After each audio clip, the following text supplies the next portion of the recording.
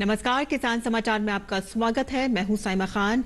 समाचार में सबसे पहले नजर डाल लेते हैं हेडलाइंस पर। भारत प्रकृति से कृषि आधारित देश, प्राकृतिक खेती समृद्धि का बन सकता है साधन। आने वाले दिनों में रासायनिक मुक्त प्राकृतिक उत्पाद की बढ़ सकती है मांग। किसान प्राकृतिक खेती अपनाकर बढ़ा सकते हैं आय, सरकार भी कर रही है मदद। देश में सौर ऊर्जा को दिया जा रहा है बढ़ावा। सौर ऊर्जा का लाभ किसानों को मिल सके, इसके लिए देश भर में चलाई जा रही है कुसुम योजना। उत्तर प्रदेश के किसानों को अनुदान पर सोलर पंप देने के लिए मांगे गए आवेदन।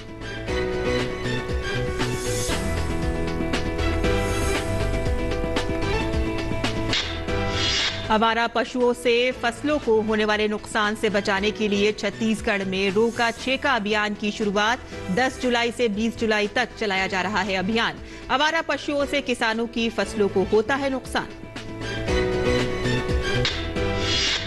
देश के कई भागों में बारिश और बाढ़ का कहर। महाराष्ट्र में बारिश से अब तक 76 लोगों की मौत। तेलंगाना में भारी बारिश को देखते हुए शैक्षणिक संस्थान 3 दिन के लिए किए गए बंद। गुजरात में भारी बारिश से जनजीवन अस्त व्यस्त और मुख्यमंत्री की आपात बैठक। वहीं असम में बाढ़ के हालात में सुधार जारी।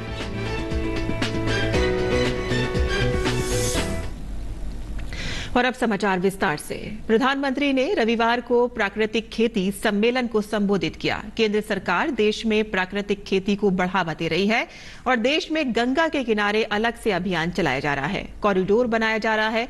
प्राकृतिक खेती भूमि के प्राकृतिक स्वरूप को बनाए रखती है और प्रकृति में उपलब्ध जीवाणुओं, मित्र कीट और जैविक कीटनाशक द्वारा फसल को हानिकारक जीवाणुओं से बचाया जाता है। देखिए हमारी ये रिपोर्ट।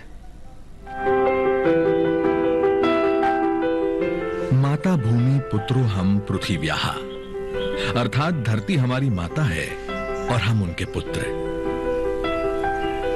माता और पुत्र के इस रिश्ते का पवित्र सेतु यानी प्राकृतिक कृषि। प्राकृतिक कृषि प्रक्रिया में धरती का अमृत, जीवामृत। आइए हम जानते हैं कि जीवामृत का निर्माण कैसे होता है। प्रयोगों से पता चला है कि 10 किलोग्राम गोबर के साथ गौमूत्र, गुड़ एवं 2 दले चीजों का आटा या बेसन आदि मिलाकर यदि उसका प्रयोग किया जाए तो चमत्कारिक परिणाम मिलते हैं, जिसका नाम रखा गया जीवामृत। यह जीवामृत जब सिंचाई के साथ खेत में डाला जाता है तो भूमि में जीवाणुओं की संख्या अविश्वसनीय बढ़ जाती है और भूमि के रासायनिक व जैविक गुणों में वृद्धि होती है। जीवामृत को महीने में 2 बार या 1 बार उपलब्धता के अनुसार 200 लीटर प्रति एकड़ के हिसाब से सिंचाई के पानी के साथ दीजिए। फलों के पेड़ों के पास दोपहर 12 बजे जो छाया पड़ती है, उस छाया के पास प्रति पेड़ 2 से 5 लीटर जीवामृत भूमि पर महीने में 1 बार या 2 बार गोलाकार में डालना है। इससे मिट्टी स्वस्थ बनती है और फसल भी उतनी ही बेहतर मिलती है। घन जीवामृत जीवामृत का ही सूखा हुआ स्वरूप है, जिसे फसल बोने से पहले जमीन में मिलाया जाता है। प्राकृतिक खेती का एक आवश्यक आदान बीजामृत है। बीजामृत जहां बीज को बीज जनित रोगों से बचाता है, वहीं इसकी अंकुरण क्षमता को अद्भुत रूप से बढ़ाता है। आच्छादन प्राकृतिक खेती का एक महत्वपूर्ण नियम है। खेती वाली सारी भूमि को फसल अवशेष से या छोटी अवधि की अंतर फसलों से पूरा ढक दिया जाता है। आच्छादन भूमि में नमी बनाए रखता है तथा वातावरण से नमी को खींचकर खेती हेतु पानी की खपत को भी अद्भुत रूप से घटाता है। नीमास्त्र, ब्रह्मास्त्र, दशपर्णी अर्क इत्यादि भी कीट पतंगों की रोकथाम के लिए उपयोग में लाए जाते हैं। इसी तरह खट्टी लस्सी, कंडी, सौठास्त्र इत्यादि प्रभावी रूप से विभिन्न बीमारियों के निवारण के लिए प्रयोग में लाए जाते हैं। हमारा पैसा भी बचा और टाइम भी बच रहा है और हमारी जो है खेती का, हमारी धरती माँ का स्वास्थ्य भी अच्छा हो रहा है और उसके साथ साथ हमारा भी स्वास्थ्य अच्छा हो रहा है। यही तो है आत्मनिर्भर किसान, जो ला रहे हैं गांव-गांव में समृद्धि और बना रहे हैं आत्मनिर्भर भारत।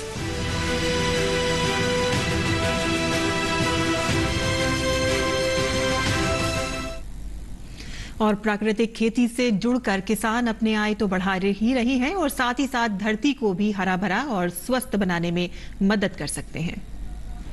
प्राकृतिक कृषि से देश में नई ऊर्जा का संचार हो रहा है।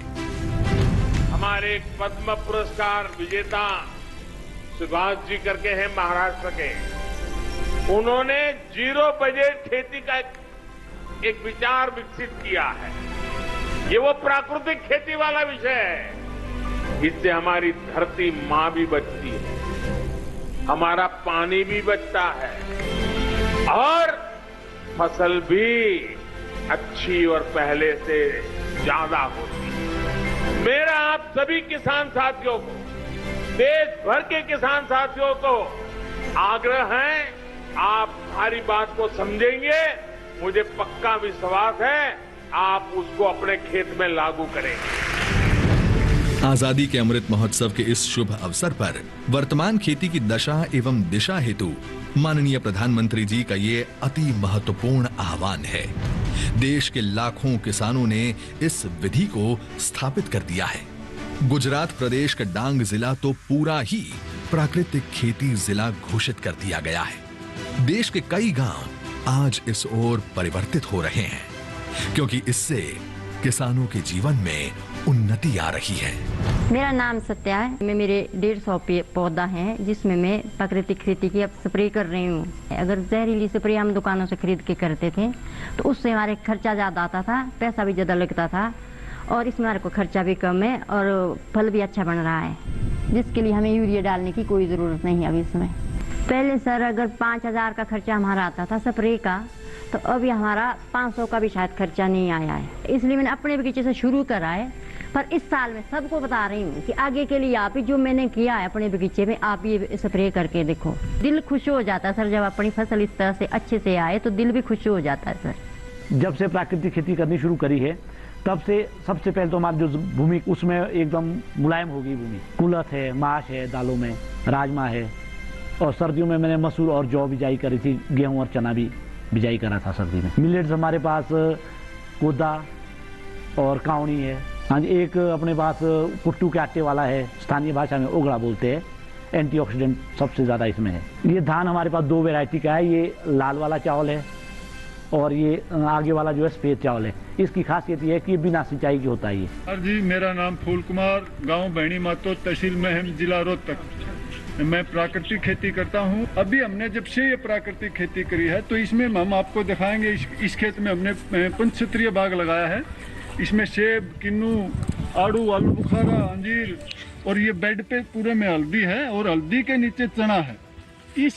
इससे हमारी केवल इंटरक्रॉप की जो इनकम है वो करीब 1 साल में 1.5 से 2.5 લાખ તક મતલબ આ જાતી। કોવિડ જેવી મહામારીની પરિસ્થિતિમાં લોકોને એક સમજ આવી કે જો આપણો ખોરાકમાં શુદ્ધિકરણ હશે તો જ આપણે બચી શકાશે। તો હવે એ લોકો સમજવા માંડ્યા છે, લોકો ઉપભોક્તા સમજવા માંડ્યા છે કે આપણે પ્રાકૃતિક ખોરાક ખાવો છે તો ત્યાં આપણે ભાવ પણ મળે છે। तो हमारा पैसा भी बचा और टाइम भी बच रहा है और हमारी जो है खेती का, हमारी धरती माँ का स्वास्थ्य भी अच्छा हो रहा है और उसके साथ साथ हमारा भी स्वास्थ्य अच्छा हो रहा है।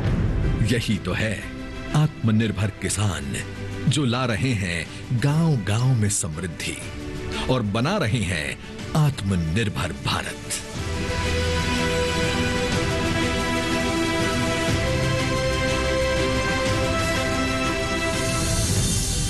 प्राकृतिक कृषि, आत्मनिर्भर भारत के आत्मनिर्भर किसान की खुशी।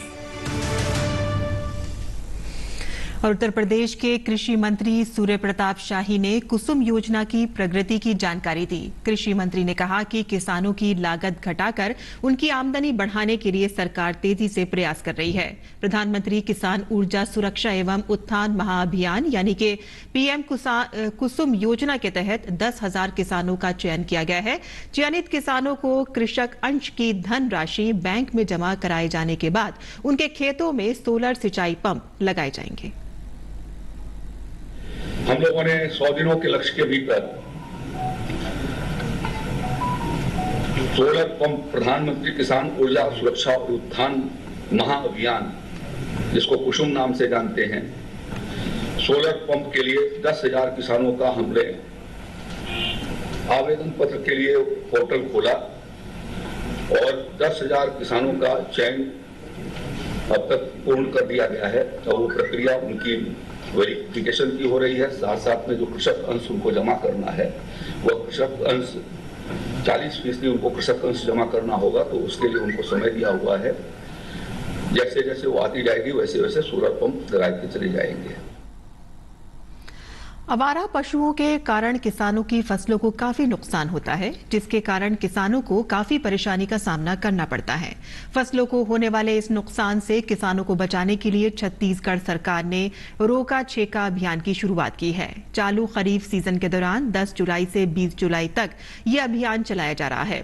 रोका छेका हमारी पुरानी परंपरा है। इसके माध्यम से अपने पशुओं को खुले में चराई के लिए नहीं छोड़ने का संकल्प लेते हैं, ताकि हमारी फसलों को नुकसान ना पहुंचे। पशुओं को अपने घरों, बाड़ों और गोठानों में रखा जाता है और उनके चारे पानी का प्रबंध करना होता है। पशुओं का रोका छेका का काम अब गांव में गोठानों के बनने से आसान हो गया है। गोठानों में पशुओं की देखभाल और उनके चारे पानी के प्रबंध की चिंता भी करने की जरूरत नहीं है। गौठान समितियां इस काम में लगी हैं। गलगोटू और एक टंगिया बीमारी से बचाव के लिए पशुधन विकास विभाग द्वारा पशुओं को टीका लगाया जा रहा है। किसान गोठानों में लगने वाले इस शिविर में अपने पशुओं की जांच कराकर टीकाकरण भी करा सकते हैं। राज्य में पशुधन की बेहतर देखभाल हो, इस उद्देश्य से गांव में गोठान बनाए जा रहे हैं और अब तक 10,624 गोठानों के निर्माण की स्वीकृति दी गई है, जिसमें 8,408 गोठान बनकर तैयार हो गए हैं। गोठानों में आने वाले पशुओं को सूखा चारा के साथ साथ हरा चारा उपलब्ध हो, इसके लिए भी गोठानों में चारागाह का विकास तेजी से किया जा रहा है। राज्य के 1200 से अधिक गोठानों में हरे चारे का उत्पादन भी पशुओं के लिए किया जा रहा है। और आगे बढ़ते हैं और बात करते हैं मौसम की, जहां देश के कई भागों में बारिश और बाढ़ का कहर जारी है। महाराष्ट्र में पिछले कुछ दिनों से भारी बारिश हो रही है। गढ़चिरौली जिले में जल जमाव और लगातार हो रही बारिश ने बाढ़ जैसे हालात पैदा कर दिए हैं। हिंगोली और नांदेड़ में भी भारी बारिश के कारण आसना नदी में बाढ़ आ गई है। मौसम विभाग ने कहा है कि ओडिशा के ऊपर कम दबाव का क्षेत्र बनने के कारण अगले 4 से 5 दिनों में मध्य महाराष्ट्र के कोंकण घाट क्षेत्रों और मराठवाड़ा के कुछ हिस्सों में भारी बारिश और बहुत भारी वर्षा होने की संभावना है। राज्य में जहां बाढ़ जैसी स्थिति बनी हुई है, तो वहीं एनडीआरएफ और एसडीआरएफ की टुकड़ियां तैनात की गई हैं। वर्षा से जुड़ी विभिन्न घटनाओं में अब तक 76 लोगों की मृत्यु हो गई है और 62 लोग घायल हुए हैं। 5,000 से अधिक लोगों को सुरक्षित स्थानों पर पहुंचाया गया है और 800 से अधिक मकान क्षतिग्रस्त हुए हैं।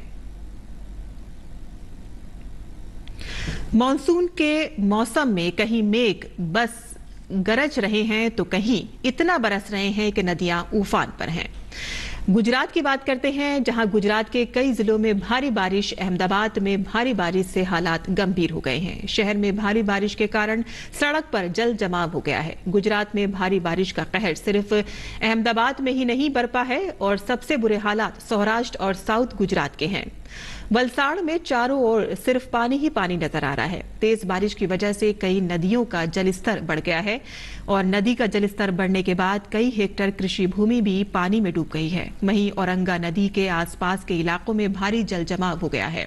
मौसम विभाग ने गुजरात में 15 जुलाई तक बारिश का अलर्ट जारी किया है, जिसमें खासकर दक्षिण गुजरात के वलसाड़, नवसारी, डांग और सूरत जिले के साथ साथ सौराष्ट्र के भावनगर, पोरबंदर, द्वारिका, गिर सोमनाथ, अमरेली और कच्छ के लिए अलर्ट जारी किया गया है। वहीं भारी बारिश को देखते हुए अहमदाबाद नगर निगम ने अपने सभी स्कूलों को बंद करने का आदेश दिया है।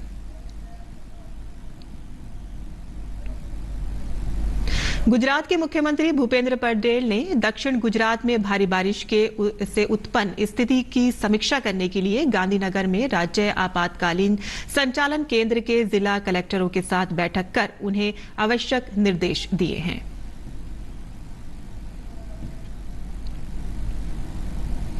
तेलंगाना में लगातार वर्षा से जनजीवन प्रभावित हो रहा है। विशेषकर उत्तरी जिलों पर अधिक असर पड़ा है। जल ग्रहण क्षेत्रों में वर्षा से कई नदियां उफान पर हैं। रविवार रात 11 बजे तक गोदावरी नदी का जलस्तर भद्राचलम में बढ़कर 42 फुट तक पहुंच गया है। हैदराबाद मौसम केंद्र ने गोदावरी का जलस्तर और बढ़ने की आशंका व्यक्त की है।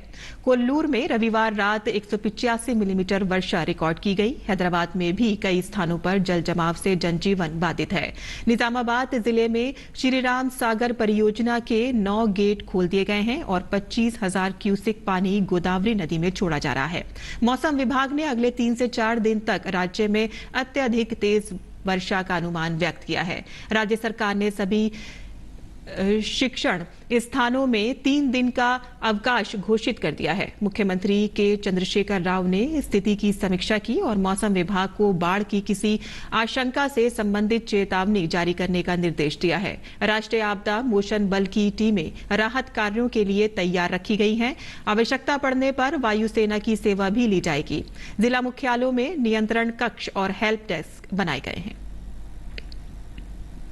और असम में बाढ़ की स्थिति में धीरे धीरे सुधार जारी है। बाढ़ से प्रभावित गांव की संख्या घटकर 390 पहुंच गई है। वहीं अधिकांश नदियों का जलस्तर भी कम हुआ है। असम राज्य आपदा प्रबंध प्राधिकरण की ताजा रिपोर्ट के अनुसार असम में 12 जिलों में 5,39,000 से अधिक लोग बाढ़ से प्रभावित हैं। वहीं 7,368 हेक्टेयर कृषि भूमि अभी भी पानी में डूबी हुई है। इस वर्ष 6 अप्रैल से अभी तक बाढ़ और भूस्खलन के कारण मरने वालों की संख्या 192 पहुंच गई है। रविवार को 2 और लोगों की बाढ़ से मौत हो गई है। इसके अलावा बक्सा, विश्वनाथ, बोंगई गांव, मोरी गांव और तिनसुकिया जिले बाढ़ से ज्यादा प्रभावित हैं। बाढ़ से प्रभावित इलाकों में बचाव और राहत कार्य जारी है। लोगों को राहत सामग्री और स्वास्थ्य सुविधाएं मुहैया कराई जा रही हैं। 38,000 से अधिक लोगों ने 114 राहत शिविरों में शरण ली है। क्षेत्रीय मौसम विज्ञान केंद्र ने राज्य में अगले कुछ दिनों में भारी बारिश की भविष्यवाणी की है। आगे बढ़ते हैं, जहां बाराबंकी के एक किसान ने एक ऐसा जुगाड़ तैयार किया है जिससे कम लागत में बेहतर सिंचाई हो सके। जी हां, किसान ने अपने पंपिंग सेट में एक ऐसा देसी जुगाड़ फिट किया है जिससे महंगे डीजल की टेंशन खत्म होने के साथ ही केवल आधे खर्च में ही किसान अपने खेतों की सिंचाई कर सकेंगे। आइए देखते हैं हमारी ये खास रिपोर्ट। अक्सर किसान डीजल और पेट्रोल की बढ़ी हुई कीमतों के कारण खेतों में समय पर पर्याप्त सिंचाई नहीं कर पाते हैं, लेकिन ऐसे में बाराबंकी के एक किसान ने एक देसी जुगाड़ तैयार किया है जिससे बाकी किसानों में उम्मीद की किरण जगी है। गैस से और डीजल से चलता है। इसमें गैस भी लगती है, डीजल भी लागत है। तो महंगाई के हिसाब से हमने इसको फिट किया है। जी हाँ, इस देसी जुगाड़ से कम लागत में खेतों की बेहतर सिंचाई हो सकेगी। किसान राजेंद्र ने अपने पंपिंग सेट में एक ऐसा देसी जुगाड़ फिट किया है जिससे न सिर्फ महंगे डीजल की टेंशन खत्म हो जाएगी, बल्कि केवल आधे खर्च में ही किसान अपने खेतों की सिंचाई कर सकेंगे। पहले तो करीब 100 के ऊपर निकल जाता था खर्चा। 100 लीटर तेल खा रहे तो हिसाब से, नहीं तो 90 रुपया 92 रुपये में तेल है, उस हिसाब से 100 के ऊपर तेल निकल जाता है 1 घंटा चलाओ में। और अगर गैस मिला के चले थे तो मान चलो 50 रुपया आवत है खर्चा। अलग से हम ऊपर गैस देने के लिए डिब्बा लगाए हैं, उसी में से गैस जाते है। तो गैस कहाँ जा रही है? और से गैस जा रही है एयर क्लीनर से। अच्छा, इंजन में? हाँ। कोई रिस्क वगैरह इसमें? नहीं, रिस्क कोई नहीं है, ना कोई से ज़्यादा खर्चा है इसमें। पहले तो घंटा भर चलाते थे तो कितना डीजल लग जाता था? तो डीजल तब तो लग जाता है लगभग 100 लीटर। अच्छा, तो कितना फायदा अब हो रहा है?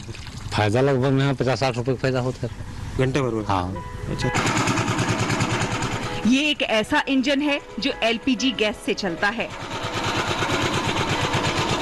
इसके लिए राजेंद्र ने एक खाली डिब्बे, पाइप और रेगुलेटर और साइकिल की वॉल बॉडी का इस्तेमाल करके इसे अपने हाथों से बनाया है। उनका कहना है कि कोई भी किसान इसे घर पर ही तैयार कर सकता है। इससे एक तरफ जहां पंपिंग सेट चलाने का खर्च आधे से भी कम हो जाता है, तो वहीं दूसरी ओर ये पंपिंग सेट कार्बन युक्त धुआं नहीं देता और ये प्रदूषण मुक्त रहता है, यानी पैसे की बचत भी और पर्यावरण संरक्षण भी।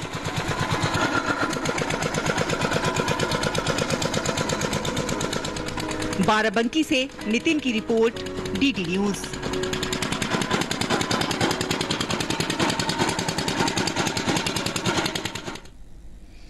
और अब बात करते हैं मौसमी खेती की और देखते हैं कि इस मौसम में किसान कैसे करें खेती और अपनी फसलों का रखरखाव।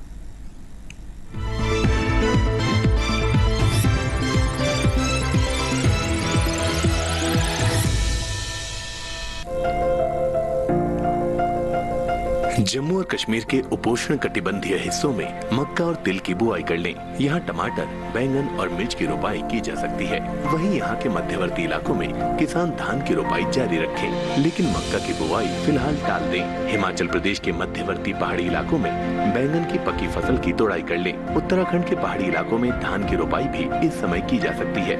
राज्य के भाबर और तराई वाले इलाकों में मूंग और सोयाबीन की बुआई कर सकते हैं। साथ ही यहाँ के किसान गन्ना और मूंग के खेतों में पानी की निकासी की व्यवस्था करें। पंजाब के मध्य मैदानी हिस्सों में भी धान की रोपाई कर लें। साथ ही टमाटर, खीरा और मिर्च की पकी फसल की तोड़ाई कर लें। राजस्थान के अर्धशुष्क पूर्वी मैदानी इलाकों में मूंगफली, मूंग, सेम, तिल और बाजरे की बुआई जारी रखें। यहाँ के किसान मिर्च, टमाटर और बैंगन की रोपाई भी कर सकते हैं। राजस्थान के पूर्वी मैदानी हिस्सों में उड़द, ज्वार, बाजरा, मक्का, मूंग और मोठ की बुआई कर लें। मध्य प्रदेश के किसान सोयाबीन की बुआई करें। यहाँ के मध्य नर्मदा घाटी वाले इलाकों में धान की नर्सरी लगाई जा सकती है। मध्य प्रदेश के पठारी हिस्सों में मक्का की बुआई करें। यहाँ मालवा के पठारी हिस्सों में फूल गोभी, टमाटर, मिर्च और बैंगन की नर्सरी तैयार की जा सकती है। बिहार के उत्तर पश्चिम जलोढ़ मैदानी हिस्सों में मूंग की कटाई कर लें। इसके अलावा बिहार के उत्तरी इलाकों में अरहर की बुआई करें। दक्षिण बिहार के जलोढ़ इलाकों में मिर्च, बैंगन और फूल गोभी की नर्सरी तैयार की जा सकती है।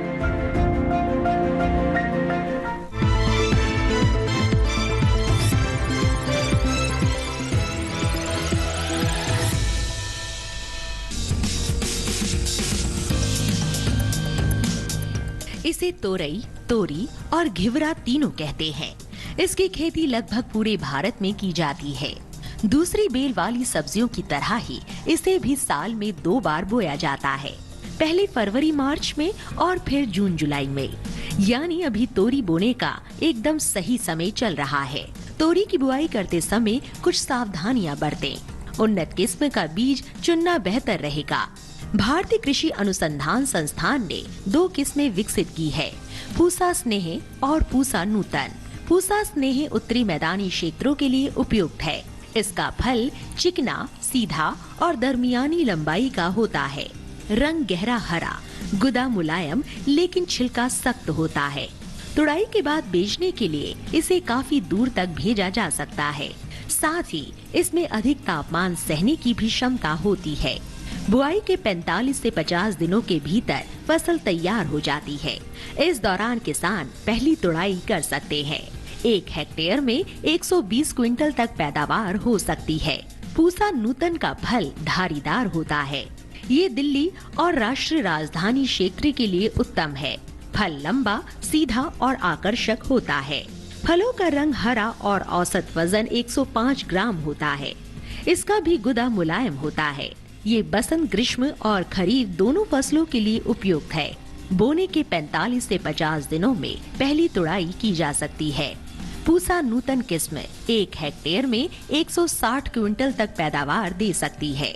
तोरी की बुआई करते समय 1 हेक्टेयर के लिए 4 से 5 किलो बीज पर्याप्त होते हैं। बुआई करते समय पंक्ति से पंक्ति की दूरी 200 सेंटीमीटर और पौध से पौध की दूरी 75 सेंटीमीटर रखें।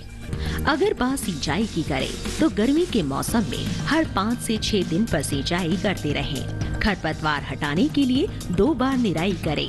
फसल में फल मक्खी का प्रभाव भी देखा जा सकता है।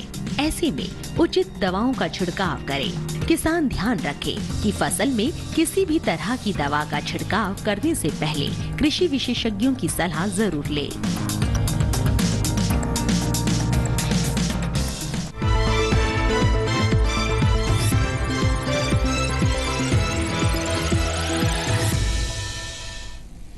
और खेती किसानी से जुड़ी खबरों के बाद आइए अब नजर डाल लेते हैं खास खबरों पर। प्रधानमंत्री नरेंद्र मोदी ने आज सुबह नए संसद भवन की छत पर बने राष्ट्रीय प्रतीक का अनावरण किया। उन्होंने नई संसद के काम में लगे श्रमिकों से भी बातचीत की। राष्ट्रीय प्रतीक 9,500 किलोग्राम के कुल वजन के साथ कांसे से बना है और इसकी ऊंचाई 6.5 मीटर है। इसे न्यू पार्लियामेंट बिल्डिंग के सेंट्रल फोयर के शीर्ष पर कास्ट किया गया है। प्रतीक के समर्थन के लिए लगभग 6,500 किलोग्राम वजन वाले स्टील की एक सहायक संरचना का निर्माण भी किया गया है। सुप्रीम कोर्ट से आज शिंदे गुट को बड़ी राहत मिली है। सुप्रीम कोर्ट ने शिंदे गुट के 16 विधायकों को अयोग्यता मामले में सुनवाई को फिलहाल टाल दिया है। कोर्ट ने कहा है कि इस मामले में बेंच गठित की जाएगी और इस प्रक्रिया में समय लगेगा। इसके अलावा सुप्रीम कोर्ट ने उद्धव गुट को भी राहत देते हुए महाराष्ट्र विधानसभा स्पीकर को आदेश दिया है कि जब तक मामले में सुनवाई पूरी नहीं हो जाती है, उद्धव ठाकरे धड़ल्ले के विधायकों को फिलहाल न ठहराया जाए अयोग्य। रक्षा मंत्री राजनाथ सिंह ने आज नई दिल्ली में रक्षा क्षेत्र में कृत्रिम बुद्धिमत्ता AIEDEF विषय पर आयोजित प्रदर्शनी और परिचर्चा का उद्घाटन किया। ये प्रदर्शनी रक्षा मंत्रालय के रक्षा उत्पादन विभाग द्वारा आयोजित की गई। इस अवसर पर रक्षा मंत्री राजनाथ सिंह ने 75 नव विकसित आर्टिफिशियल इंटेलिजेंस उत्पादों का शुभारंभ किया। सुप्रीम कोर्ट ने भगौड़े व्यवसायी विजय माल्या को अवमानना के मामले में 4 महीने की सजा सुनाई है। सुप्रीम कोर्ट ने भगौड़े कारोबारी विजय माल्या को अवमानना के मामले में 4 महीने के कारावास और $2,000 रुपए के जुर्माने की सजा सुनाई है। कोर्ट ने माल्या को $40 मिलियन ब्याज के साथ 4 हफ्तों में जमा कराने को भी कहा है। AIADMK की जनरल काउंसिल की बैठक में ई पलानीस्वामी को अंतरिम महासचिव नियुक्त किया। महासचिव पद की पुनर्जीवित करने और इस पद के लिए एक व्यक्ति का चयन करने के लिए पार्टी के प्राथमिक सदस्यों द्वारा चुनाव 4 महीने के अंदर होगा। AIADMK की जनरल काउंसिल की बैठक में संयोजक और सह संयोजक के पद को हटाकर महासचिव के पद को रखने की बात कही गई।